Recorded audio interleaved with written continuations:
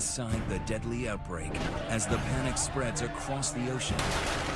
Could a lethal killer hit our shores? They did the test, and I did have Ebola. It's a threat to the world. We're heading into the hot zone with one of the top infectious disease specialists in the world. Dr. Rich Besser takes us on a terrifying journey. It's the gates of hell.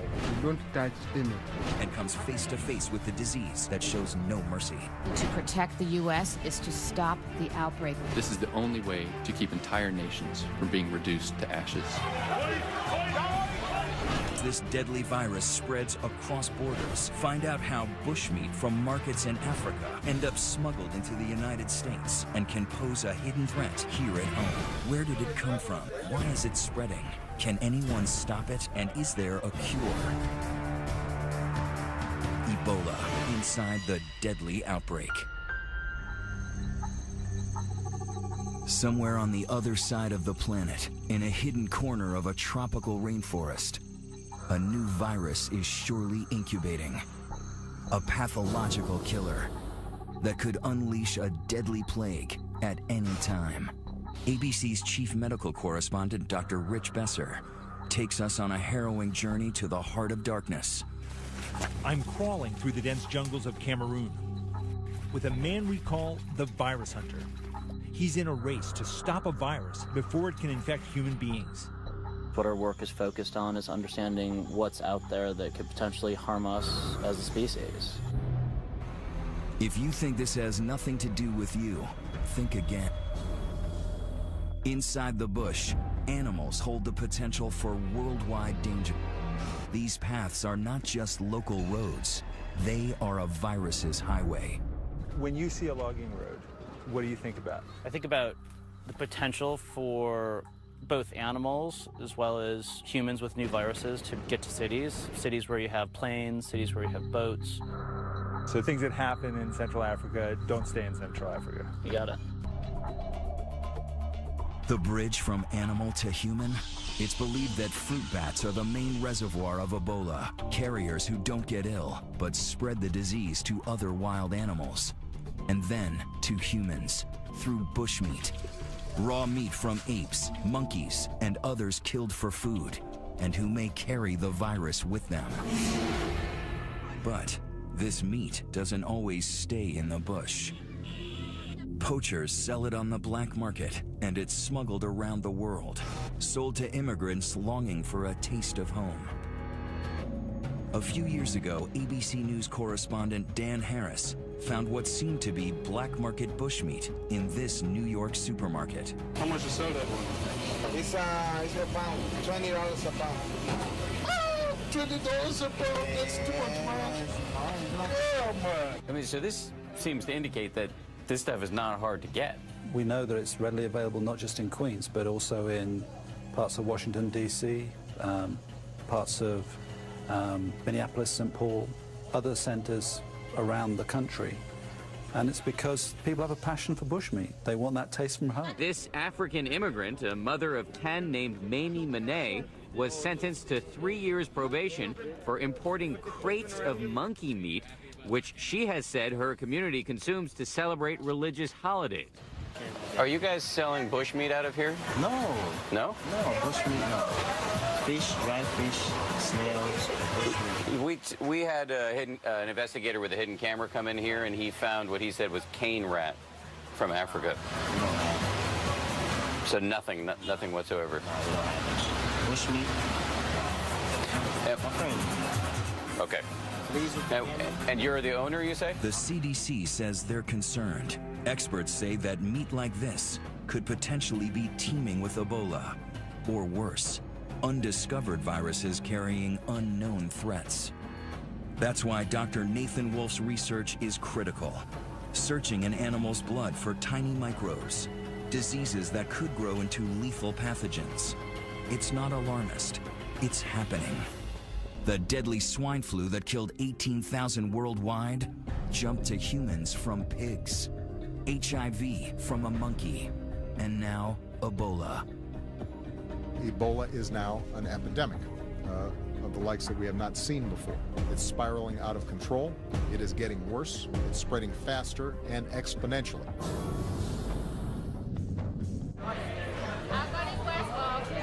Where Ebola's hit the hardest? It's okay? Yeah, it's okay. Liberia, the epicenter. Not a lot of flights coming into Monrovia, and those that are coming in, they're screening everybody for Ebola. Surreal, uneasy, in the grips of something awful. Monrovia, Liberia is a capital under siege by the deadliest Ebola outbreak in history.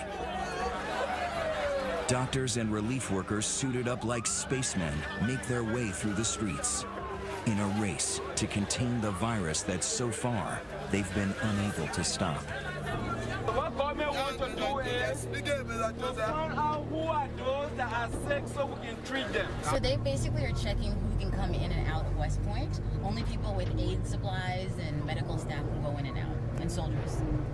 ABC News reporter Carrie Eldo is Liberian American, and she's been filing reports from a neighborhood here. Mr. How many bodies have you picked up today? 11 bodies. Where thousands are under quarantine, she has watched as fear turned to despair, despair to anger, and then pandemonium.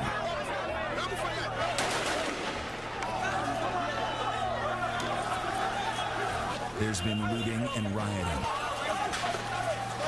The only routes out are ones nobody wants to take, by ambulance, straight to an Ebola treatment center,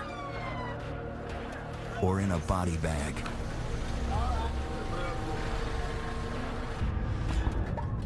Liberia is a country founded by freed American slaves. The president, Ellen Sirleaf Johnson, is Harvard educated and lived in New Jersey. And the main hospital is named for our own president, John F. Kennedy. This is the emergency room, and you can see there's no one going in, there's no one going out. That's because there are no doctors to take care of patients. There's no one here. There's no one here, it's a ghost town. This unit, it's stuck back in the furthest corner of the hospital compound. It used to be used for treating people with cholera, and now it's where they're putting patients who may have Ebola. Many of them do. The facilities are makeshift. Their protective gear is the only barrier between them and the disease. They've had to make some of it themselves. They don't have hoods that are ready-made, so they're making hoods out of other protective equipment. The temperature, is it hot in what you're wearing? Oh yeah, that's the heat. The heat is too much? Yeah, too much. The place is not just like ordinary hospitals. If you are finished with what you want to do, you don't just leave and leave the others there. I'm okay. But he's got a hood, he's got 2 layers of gloves on, an apron, boots, outer clothing, a mask, and goggles, so that every part of his body, every inch of skin is totally covered up. Even though I've spent my career working on infectious diseases, I have to confess, this is scary. You don't touch anything, okay? You just use your eyes. And you may talk to somebody, but you don't touch anything. Okay. This is Ebola Zaire. Highly contagious, highly infectious, very dangerous. So you have to take very good care. Don't rush to help somebody. Don't pick up things. Don't panic. Eh? Stay calm. Stay calm. This is the Ebola isolation unit. He's about to go in. He opens the door, you can take a look. Patients with Ebola are everywhere. The team is not allowed to go any further, even in all their protective gear. Ebola is named after the river in the Congo, where the virus first appeared in 1976. There have been major outbreaks since then, but never like this. Cases began showing up in March of this year. In June, the first case walks into Monrovia's Elwa clinic. My job in the Ebola unit was to make sure that doctors were suited up properly. At the time, Nancy Wrightbowl is a Christian missionary from North Carolina with no formal medical training. When doctors went in, I wanted to make sure that they were dressed properly, and when they came out, I wanted to make sure that they had been decontaminated properly. And I felt the weight of that, I can tell you. We've been in Ecuador for 5 years. We were in Zambia for 8 years, and then in Liberia. We've traveled in many places. But they have no idea what they've signed up for this time.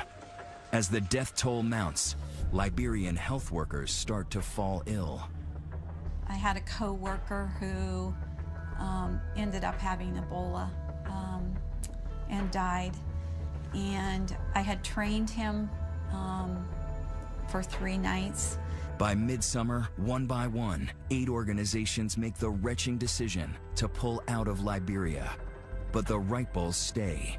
So do doctors Kent Brantley and John Fankhauser, physicians and fellow missionaries who work at Nancy's clinic. Our hospital is a busy, 45 to 50 patients at any one time, 3 to 5 surgeries, delivering, 4 or 5 babies every day, where we'd see, 150 patients a day. So each of us took our turn seeing patients in the clinic as well.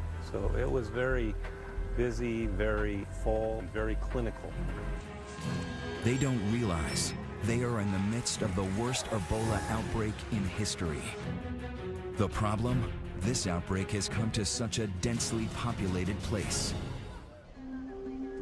2 years ago, there was one in Uganda, across the continent. Back then, Dr. Besser traveled deep into the jungle to rural villages, very far from any city. Wrapping up this epidemic is all about going down these roads, finding any possible case. It's really hard work. He and his producer were the only outsiders permitted to travel with the CDC team into the epicenter, with unprecedented access into the wards of suffering. Just try and stay calm. It is quite frightening if you suddenly start to find breathing difficult. Don't touch your masks. That's the rules. Okay, very good. This time, Besser was allowed to go inside, but it was too dangerous to allow his producer to follow. He went in alone, with only a small camera. I have to say that there are few things that I've done in medicine that are as nerve-wracking as going into this place. Those are the 3 who have Ebola.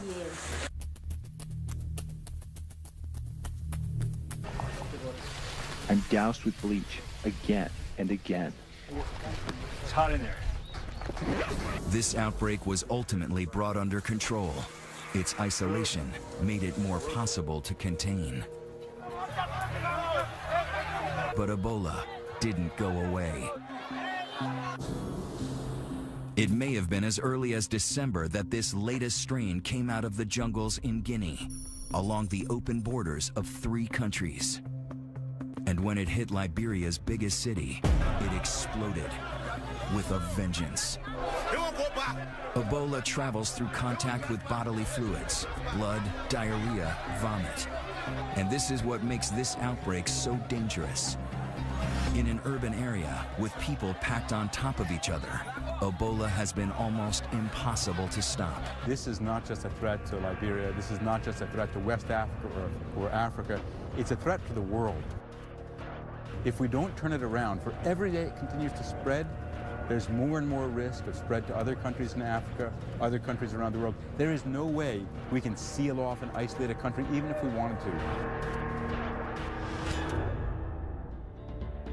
The real fear is that it could mutate into a smarter virus, turning airborne. It could infect with a single sneeze, as millions of lethal pathogens fly through the air. In airports, crowded subways, children's playgrounds. A global pandemic that knows no borders. Coming up, a call to action. We have to move with force. As the virus turns on the American volunteers, brave enough to stand in its way. Really pretty sick. So they did the test. I did have Ebola.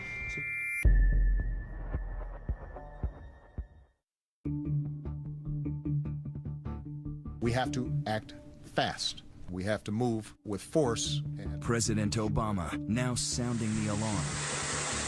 sending 3,000 U.S. troops and 100 specialists to West Africa, to the front lines of the battle against the deadly Ebola virus. Faced with this outbreak, the world is looking to us, the United States. Joining healthcare workers who have come from all corners of the globe in a race against the clock to beat back the pandemic. Will we see Ebola in America? I can't predict the future. What I'm sure of, and what's happened already, is that people have come from parts of the world where they might have been exposed and they've had fever. So we have to be prepared. We have to be prepared to test, to isolate, and to respond. Already, Ebola is in 5 West African countries. The epicenter, Monrovia, Liberia. At the request of the Liberian government, we're going to establish a military command center in Liberia to support civilian efforts across the region. Henry Gray is running logistics here for Doctors Without Borders. So this is a 240 square meter tent. Building clinics here as fast as they can. This group is on the front lines of every health crisis in the world, but even they are overwhelmed. How much room do you have now in the 120-bed unit? The 120-bed unit is full. It's full. Full. And the patients who come here who need care? Unfortunately, we have quite high mortality amongst the patients, so that frees up space. Before this outbreak, what's the largest center you've ever designed? Earlier in this outbreak in West Africa, I think we went up to about 80 beds, but prior to that, around 40 beds. 40 beds? Yeah. And here, 10 times that? 10 times. Is the virus winning? The world has never seen Ebola as we're seeing it now, and the challenges are enormous. Ebola is sneaky. The first symptoms look just like flu or malaria. Achy muscles, a headache, fever. The patients have probably delayed coming in, tried to convince themselves they don't have the virus. Going into the triage unit here at JFK Hospital, that's where they try and sort out whether a patient coming in has Ebola or something else. They're having diarrhea, stomach pain, vomiting, some are bleeding from the mouth. Another person is bleeding from the injection site. And how will you know if that's Ebola or something else? Because majority of them have interacted with people who died. All along the way, they're spraying with chlorine so that if there have been any Ebola leakages, they're killing it with the bleach. So what happened? One of the patients just died from the chair just on arrival. 20 to 30 minutes. So by the time they get from triage into the building, some of them have died. Yeah. And Ebola can kill you in so many ways. Severe dehydration, your kidney and liver shuts down. You may even bleed to death. The sheer number of cases coming in make it very dangerous for those patients who don't actually have Ebola.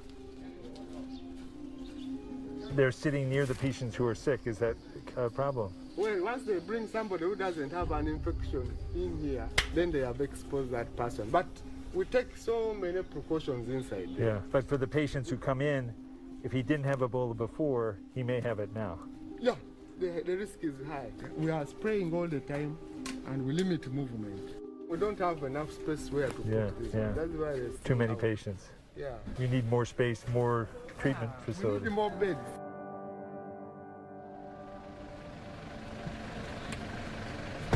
When Dr. Besser came back to the clinic the following day, they had 10 more dead, 30 more sick, and they were turning patients away. How many patients are you seeing? How many? 80. Yesterday they said there were 60. They keep coming. There's 3 patients waiting to be seen, but nowhere for them to go. No beds. It's full. At the Elwha Clinic, Dr. John Fankhauser is relieved that reinforcements are arriving. For most of the summer, he and his colleague, Dr. Kent Brantley, were among the few American doctors who stayed.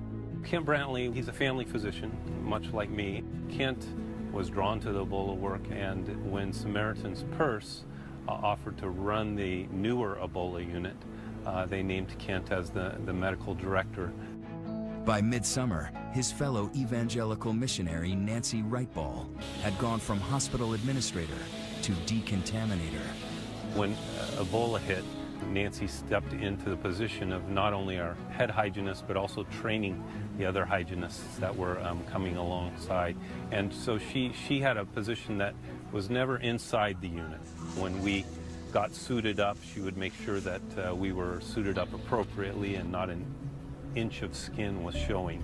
And then when we came out of the unit, Nancy was in charge of spraying us down and decontaminating us. Those are critical jobs. Exactly.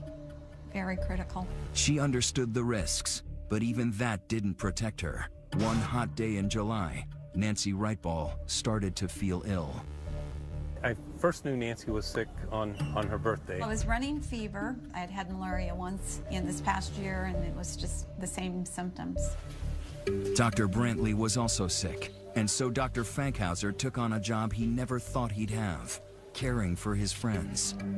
Kent became ill the day after Nancy became ill, and I found out about it after he had spent a day at home, and he had had fever for about 12 or 14 hours solid, and I was concerned. The next morning, Kent contacted me and was actually doing worse. By Saturday, I was still not doing very well, and the doctors came back and said, Nancy, we don't really think you have Ebola, but we want to do the test anyway, just to set everybody's mind at ease.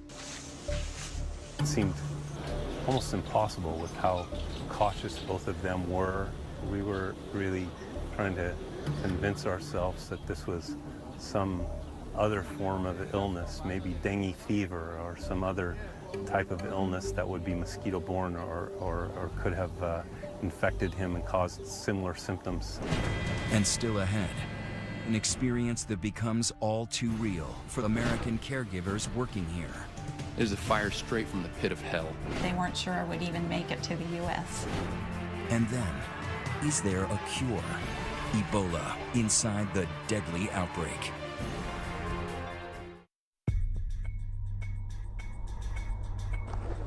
Here in Liberia, in the grips of the deadly Ebola epidemic, It's not fair to us. even the heroes are scared. Doctors and medical volunteers are vulnerable.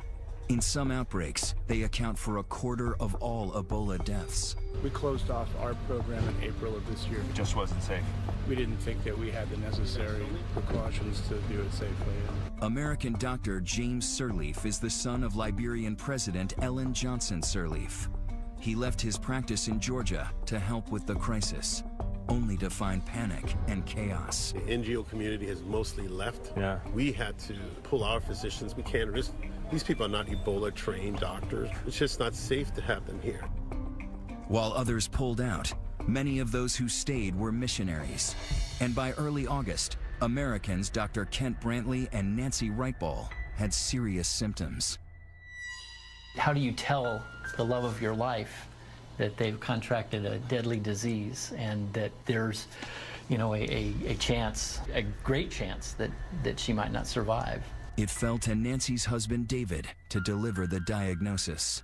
He said, I want to tell you that Kent, Dr. Brantley, his Ebola test has come back and it's positive. It was hard to hear that. And then David said, and Nancy, you have Ebola also. The odds are not good. Among Liberians, more than half of those with the disease are dying. There is one slim hope. A new drug called ZMapp still being tested on monkeys. Dr. Brantley is the first human patient. Their charities hire a plane to transport them home over 4,000 miles in a specialized medical isolation pod, sealed to protect everyone on board. When I got on the flight in Liberia, I wondered if I would ever see David again. We felt like it was pretty critical. I don't remember much of the flight at all. Pretty dehydrated, really pretty sick. They weren't sure I would even make it to the U.S. They are taken to Emory University in Atlanta, a different medical universe. One of 4 high-tech centers in the country designed to handle the most deadly and contagious diseases. People who say that you should not have been allowed back in the country, it's just too dangerous. What do you say to that? I would say that in coming back into the country, we understand the concern for public health. Having said that, there have been established procedures and protocols that we took very great care in observing. Most important, Nancy is isolated from everyone, even her own husband. It's a really lonely place to be. We put our hands on the glass and, you know, I told her again, she's the most beautiful woman I know.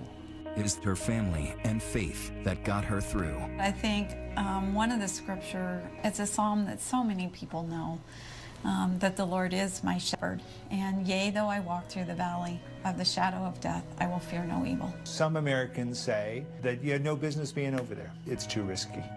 We went to serve, but when you go to serve, you count the cost, but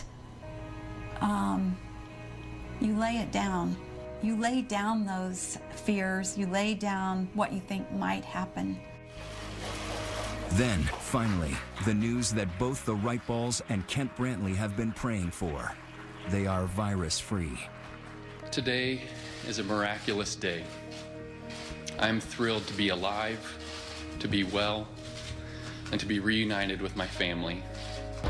But still ahead, what awaits American troops as they head for the hot zone? Panic in the streets. And can they help Ebola's youngest victims?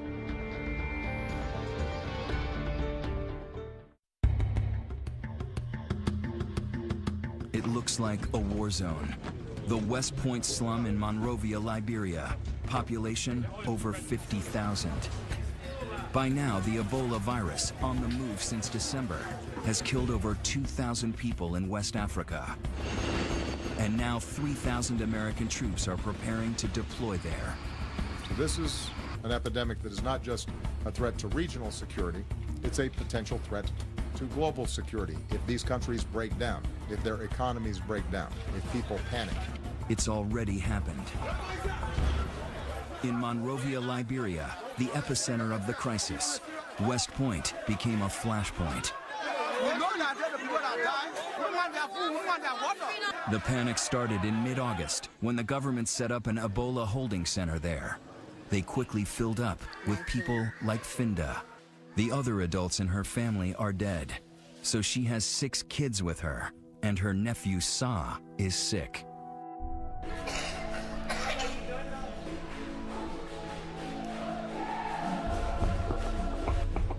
Why are you laying down?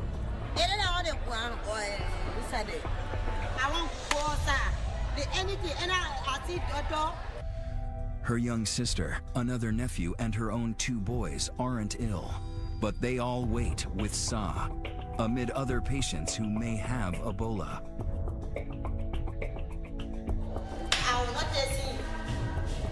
You will not what? I will not touch him. Why? Because it's safe. I get it when I give it in my hand.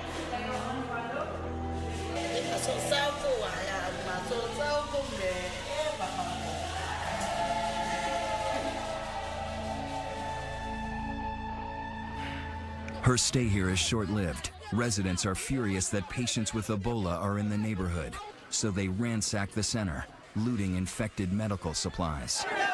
2 days later, the government puts the entire community under quarantine. But the rioting and looting continue. Containing a frightened populace isn't easy. In West Point, the quarantine is doomed from the beginning. There where the string across is, that's where people cannot go past. That's the line. The quarantine line. Yes. And the idea is that the germs will stay on that side of the line. I guess so. Yeah. That's just absurd. Yeah. But when people are scared, they do crazy things. I've never seen a quarantine area like this. They haven't used quarantines like this, where you shut off whole parts of cities, since the Dark Ages. Behind the barriers, there's people who can't come and go. They've been in this compound for 7 days? 8 days. Why? They say they're doing a quarantine. It's like you're in prison. In prison. No movement, nothing. This is our home, and this is someone private, but they have kept us here, keeping us on a hostage. For some, no food, little water, and no power. It's very bad. It's very real. You know, you can't live in a dark place just like your animal. Meanwhile, Finda and her children are living on the streets, afraid her house is infected with Ebola. 3 more of her kids are now sick, and they're hungry. But she's also afraid to go to the hospital. So many have died there. They were taken to the hospital today? I don't know. Did not do nothing to me. They will take you from here. How many children? 1, 2, 3, 4, 5, 6.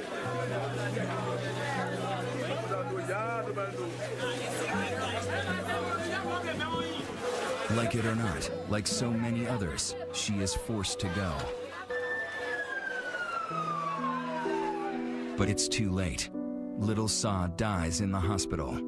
But these photos have surfaced. Even in death, he is known as the little boy on the bucket. When Finda sees those pictures, she breaks down. I think it's going to get better in my head.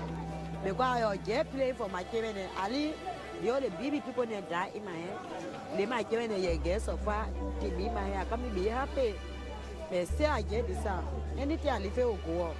Now go say, now I will not get it. Now go give me the one. I said, working for him. I say, play for him for give me chance. And then when I live, oh, they want. Coming up. He said we can come. A secret ritual, a hidden danger. Is there any way to stop this virus? The answer may surprise you. Ebola inside the deadly outbreak.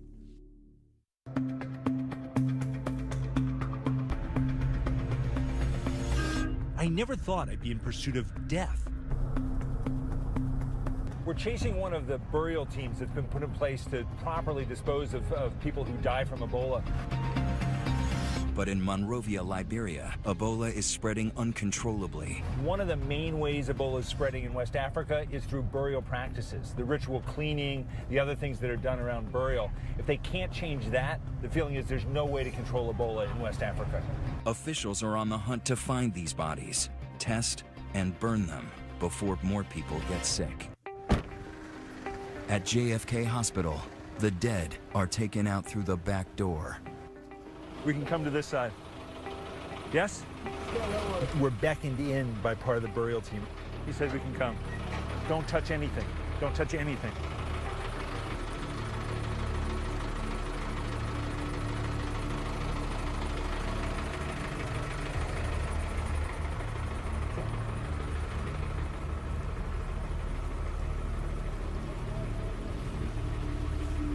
How many bodies are there? 9.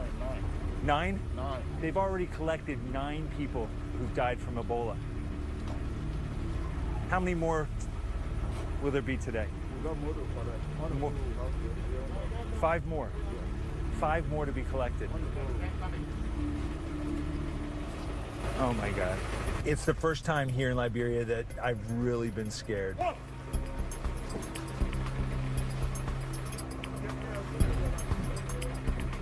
This is incredible. You know, seeing a truck cart away 10 bodies of people who died from Ebola. It's the gates of hell, going into that treatment ward and knowing that the odds are you're going to come out in a body bag. The scenes here in Liberia are grim reminders of what can happen when a virus breaks into the human population.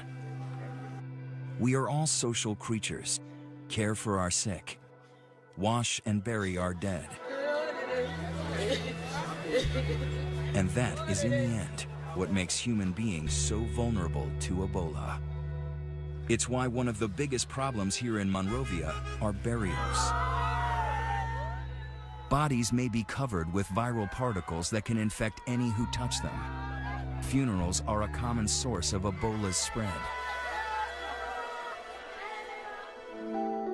ABC News producer Carrie L. Doe was with a burial team as they attempted to recover a body from a grieving family who doesn't want to part with it. Why do you want to bury the body today? Because the man is a Muslim man. So we won't bury the body today. Won't do our own burial, won't bury the man today. If we say that people can go out to bury the body in our place, it's not anything. But won't bury the man today. But what if he does have it? What if he did have Ebola? The man not have Ebola. The bodies are packed up, never to be seen again. This is where they end up, a pile of ashes, beside the next bodies ready to be burned. Sometimes the bodies are taken before they're even tested. It leads to mass denial that loved ones ever had the disease.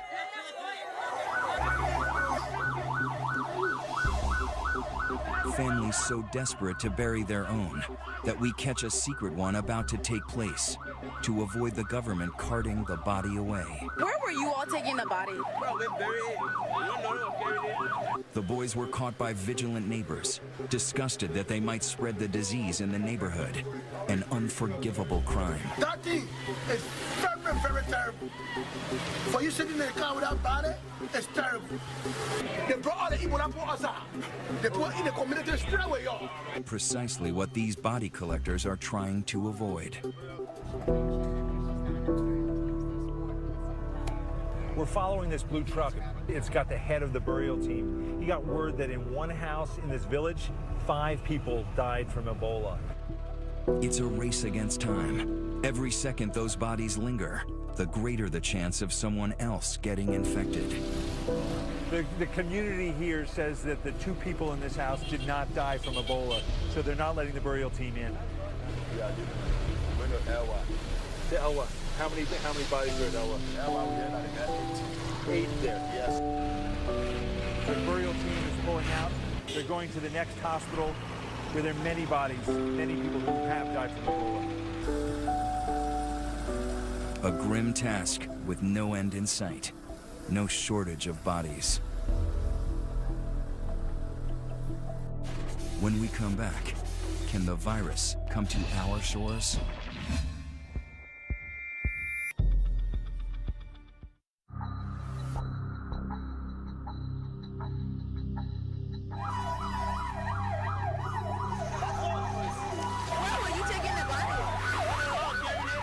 It is a fire.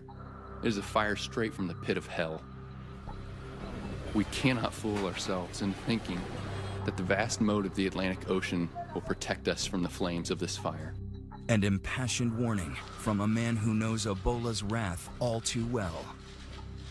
American doctor Kent Brantley knows he's lucky.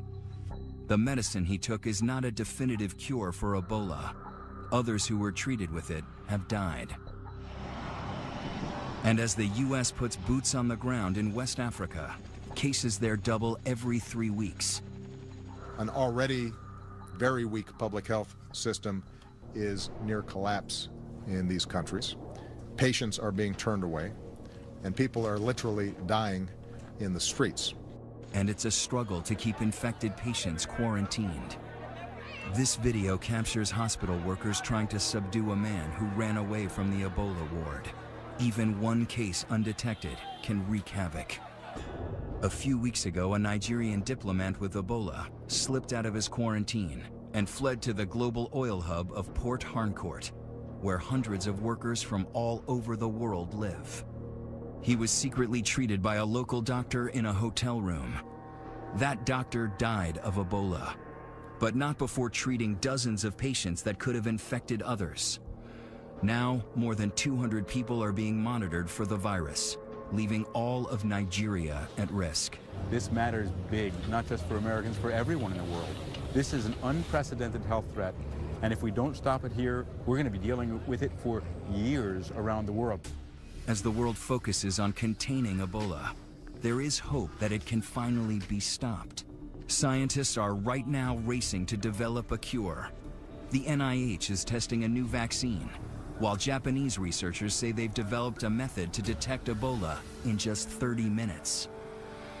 And the latest breakthrough, Doctors in Nebraska have injected Dr. Rick Sacra with antibodies from his colleague Kent Brantley's blood, and he seems to be responding. The best way to protect the U.S. is to stop the outbreak in West Africa. What can be done to save the lives of people who already have Ebola? We give them the best. There are some who are doing well, like I can call you. Chroma. Come. There are some who overcome it, like this guy. How are you, my dear? Hello. Come near here. But How are you? Cross the water here. Yeah. How are you doing? You have been here for how long? How many days? 1 week, 1 day today. 1 week, 1 day? Yes. And how do you feel today? I'm okay. Jumping. And when will you go home? I want to go home today. Today? Yes. What do they say? When can you go home? And? When can you go home? When? Now. And a joyful homecoming for Liberian Dr. Philip Ireland, who contracted Ebola after bravely treating so many in his native country. You've survived Ebola? Yep. I've been through hell. Okay, I've seen death, and I walked through the valley of the shadow of death, and just to see the sun and to see the trees and to see my children, my wife, and just to be with them. Right now, I'm very grateful. I'm happy just to be alive. His words echoing a fellow survivor, American Nancy Wrightball. But already, a strain of Ebola has emerged in the Congo. And nobody knows better than those who have put their lives on the line how difficult and dangerous it is to stop this treacherous virus.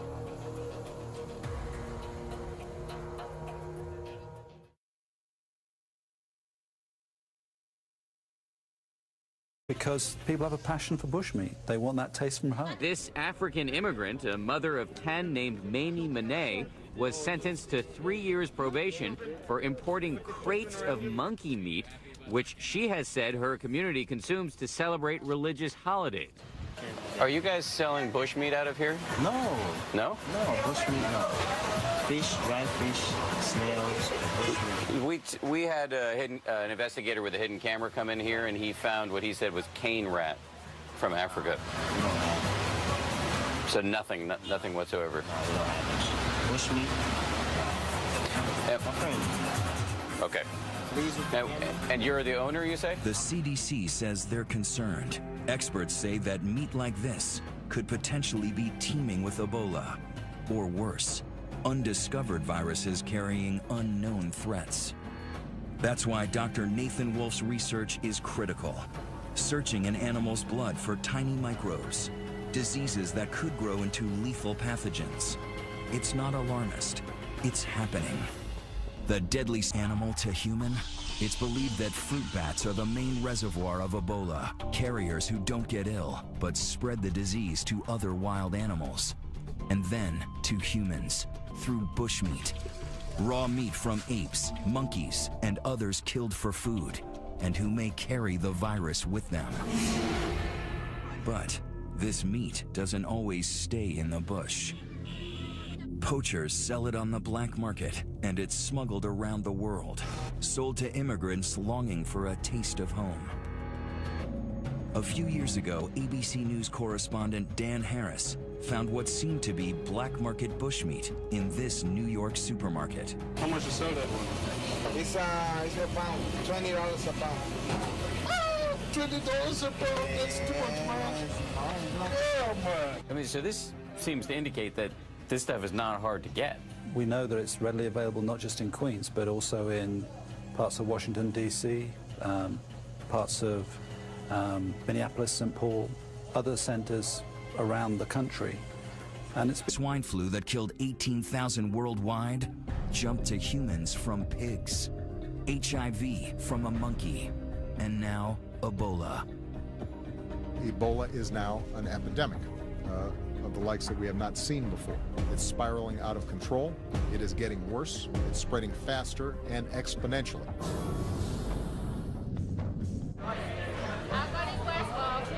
Where Ebola's hit the hardest? It's okay? Liberia, the epicenter.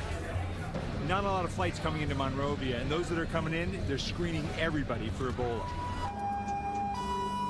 Surreal, uneasy, in the grips of something awful. Monrovia, Liberia is a capital under siege by the deadliest Ebola outbreak in history. Doctors and relief workers suited up like spacemen make their way through the streets in a race to contain the virus that so far they've been unable to stop.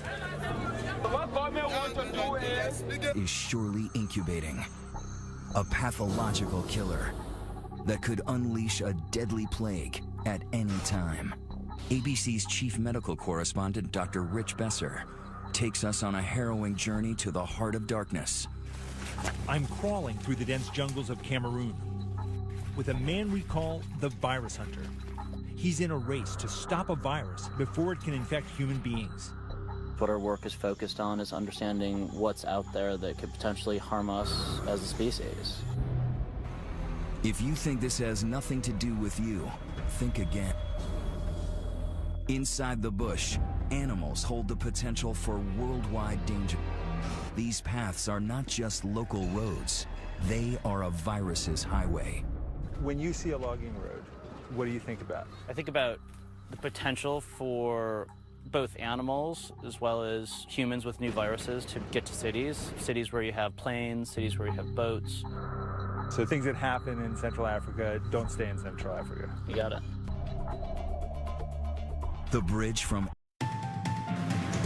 coming up, Ebola inside the deadly outbreak as the panic spreads across the ocean. Could a lethal killer hit our shores? They did the test, and I did have Ebola. It's a threat to the world. We're heading into the hot zone with one of the top infectious disease specialists in the world. Dr. Rich Besser takes us on a terrifying journey. It's the gates of hell. You don't touch any. And comes face to face with the disease that shows no mercy. To protect the U.S. is to stop the outbreak. This is the only way to keep entire nations from being reduced to ashes. This deadly virus spreads across borders. Find out how bushmeat from markets in Africa end up smuggled into the United States and can pose a hidden threat here at home. Where did it come from? Why is it spreading? Can anyone stop it? And is there a cure? Ebola inside the deadly outbreak. Somewhere on the other side of the planet, in a hidden corner of a tropical rainforest, a new virus